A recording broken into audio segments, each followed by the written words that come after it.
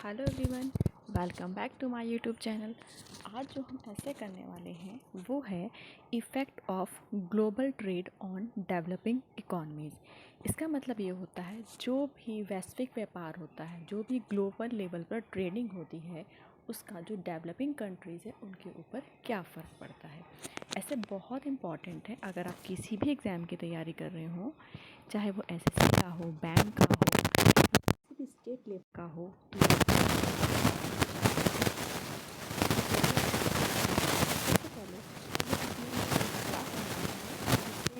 आपका ऐसे बहुत ज़्यादा इफेक्टिव लगेगा। अगर आपके पास ऐसा ऐसा आता है या इस तरह के टॉपिक से रिलेटेड ऐसा है, तो आप अगर इस तरह का एक फ्लो चार्ट बना देंगे तो उससे बहुत अच्छा इम्पैक्ट सामने वाले के ऊपर पड़ता है। तो देखिए इसमें हमने क्या दिखाया है, ग्लोबलाइजेशन। ग्लोबलाइजेशन क्या होता है कि जब कोई भी चीज़ पूरे वर्ल्ड लेवल पे होती है, मतलब उसमें कोई लिमिटेड एरिया नहीं होता है, वो ऑल ओवर द वर्ल्ड होती है।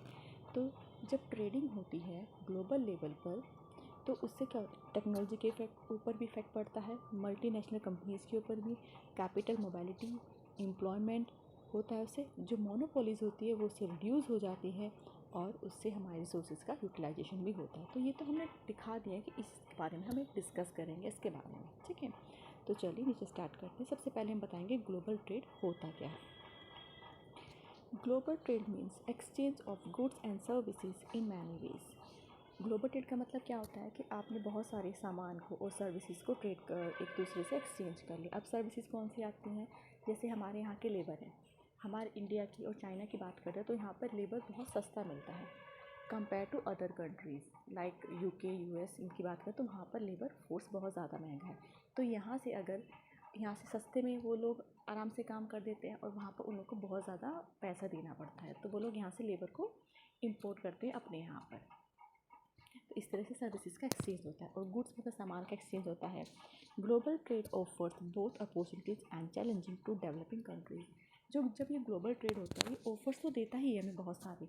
ऑफर्स कैसे देता है, सपोज़ कीजिए इंडिया है, इंडिया में कोई चीज़, चावल हुआ, गेहूँ हुआ, इसका बहुत ज़्यादा उत्पादन हो गया, बहुत ज़्यादा प्रोडक्शन हो गया। तो और दूसरी कंट्रीज़ हैं, सपोज़ कि यूएस की बात करते हैं, वहाँ पर चावल कम हुआ, तो उन्होंने क्या किया, हमारे यहाँ से चावल को अपने यहाँ इम्पोर्ट कर लिया। तो इस हमें क्या मिला इससे, हमारे यहाँ एक तो जो एक्स्ट्रा था वो अगर हम उसे एक्सपोर्ट ना करते तो वो वेस्ट हो जाता, तो रिसोर्सेज का यूटिलाइजेशन हो गया। दूसरी बात क्या है कि हमें पैसा मिल गया उसके बारे में, तो एक तरह से हमारे फ़ायदेमंद हो गया। तो इससे हमें क्या मिली, अपॉर्चुनिटीज़।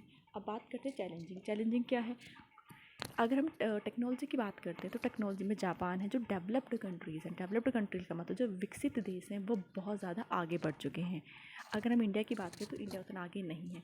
तो हम बहुत सारी चीज़ों के लिए कम्प्लीटली डेवलप्ड कंट्रीज़ के ऊपर ही डिपेंड हो गए हैं। मतलब हमारे पास भी टेक्नोलॉजी है नहीं, तो हम उसे सीखने की कोशिश भी नहीं करते, तो हम क्या करते हैं, वहीं से इम्पोर्ट कर लेंगे, वहीं से इम्पोर्ट कर लेंगे वाली थिंकिंग है। तो बहुत सारे चैलेंजेस भी है, वो हम आगे देखेंगे।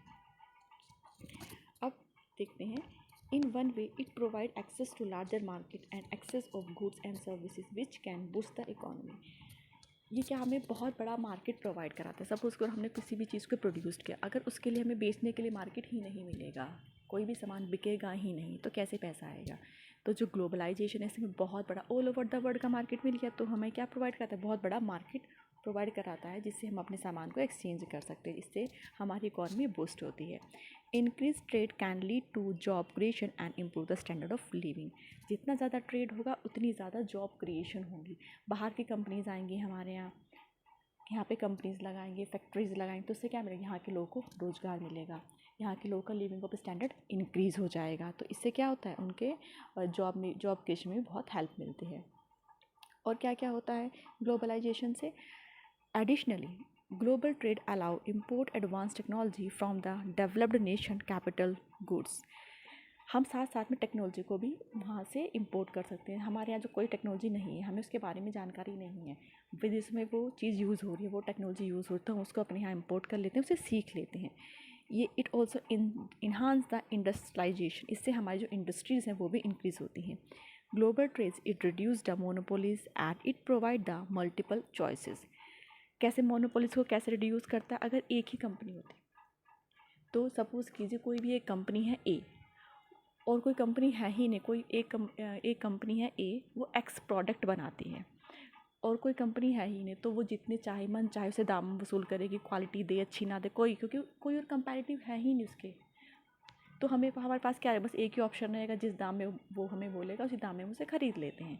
तो जब बहुत सारी कंपनी, तो हमारे पास बहुत सारे ऑप्शन होते हैं, तो उन कंपनीज में भी आपस में कंपटीशन होता है कि वो अच्छे से अच्छा हमें प्रोडक्ट प्रोवाइड कराएं विद अ रीज़नेबल रेट। तो इससे मोनोपोलीज रिड्यूस होती है। Global trade is the best way of utilisation of their resources. इससे हमारे जो रिसोर्सेज है उनका बहुत अच्छा यूटिलाइजेशन होता है। जैसे कि मैंने ऐसे स्टार्ट करने से पहले आपको बहुत अच्छा एग्जांपल दिया था कि सपोज़ कि यहाँ पर हमने अनियन की खेती करी, हमारे यहाँ बहुत ज़्यादा अनियन हो गया, ठीक है, जितना हमें चाहिए, जितना उसका कंजप्शन है, जितना यहाँ के लोग खाते हैं, उसकी ज़रूरत है, उसकी नीड से बहुत ज़्यादा हो गया। तो अगर हम उसको एक्सपोर्ट नहीं करते तो वेस्ट हो जाएगा सारा यहाँ पड़ा हुआ। पर अगर हम उसे एक्सपोर्ट कर देते हैं, एक्सपोर्ट करने का मतलब होता है दूसरे देश में भेज देना। अगर हम उसे दूसरे देश में भेज देते हैं तो वहाँ से पैसा मिल जाएगा एक, तो दूसरा जो हमारे एक्स्ट्रा चीज़ें थी उसका हमें रिसोर्सेज था हमारा, उसका यूटिलाइजेशन होगा। ये आप किसी भी वे में देख सकते हैं। ज्वेलरी हो गई, जो भी ज्वेलरी की फॉर्म में देख सकते हैं, और दूसरी कंट्री से टेक्नोलॉजी की फॉर्म में भी देख सकते हैं। Together it's provide challenges for developing nation. अब तो अभी तक हमने देखा कि कितने सारे फ़ायदे हैं। नाउ वी विल डिस्कस इससे हमें कितने सारे चैलेंजेस भी फेस करने पड़ते हैं। Developed countries have established economy, so they present tough challenges to developing countries. जो डेवलप्ड कंट्रीज़ हैं वो तो पूरी तरह से स्टैब्लिश्ड है, उनके यहाँ बहुत अच्छी टेक्नोलॉजीज़ है, बहुत अच्छे रिसोर्सेज है। सपोज़ कीजिए हमारे यहाँ कोई मोबाइल है, ठीक है, हमने बाहर की कंपनी से मोबाइल को एक्सपोर्ट कर लिया और हम अपने यहाँ एक मोबाइल बना, क्योंकि हमारे पास इतनी अच्छी टेक्नोलॉजी नहीं है, तो हम अपने यहाँ जब मोबाइल बनाएंगे तो उसकी कॉस्ट में बहुत ज़्यादा पड़ेगी। तो हम क्या करेंगे, हम अपने यहाँ नहीं बनाएंगे, हम बाहर से एक्सपोर्ट करें। तो इससे क्या होगा, तो उनका एक प्रभुत्व जिसे बोलते हैं वो स्थापित हो जाएगा, एक तरह की तानाशाही स्थापित हो जाएगी, क्योंकि हम उनके जो टेक्नोलॉजी है उसको बीट नहीं कर पा रहे हैं, जिस वजह से हमारे यहाँ का बना हुआ प्रोडक्ट नहीं बिक रहा है, बाहर का जो हमने एक्सपोर्ट किया है वो बिक रहा है।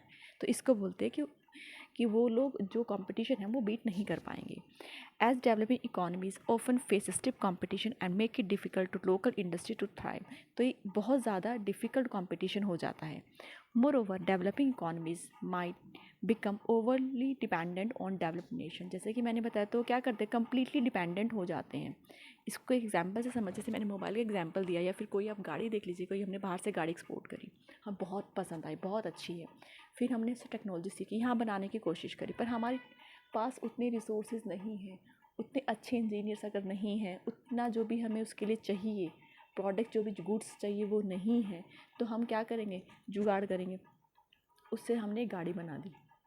तो जब जो ख़रीदने वाला होगा वो तो प्रॉपर चीज़ देखेगा, क्वालिटी देखेगा। अगर उसने देखा कि उसे तो बाहर से जो एक्सपोर्ट करी गई वही पसंद आ रही है, तो वो उसको ही लेगा, जो यहाँ पे बनी हुई से पसंद नहीं करेगा, उसे नहीं लेगा अगर वो उसको कॉस्टली पड़ती है तो हम कम्प्लीटली, अब फिर हम क्या सोचते हैं कि चलो छोड़ो, एक्सपोर्ट ही कर लेते हैं, तो हम दूसरी कंट्रीज़ के ऊपर कम्प्लीटली डिपेंडेंट हो जाते हैं। कंक्लूजन क्या निकलता है इसका, while global trade can drive economic growth but poses challenges to developing nation and it's need to be managed carefully.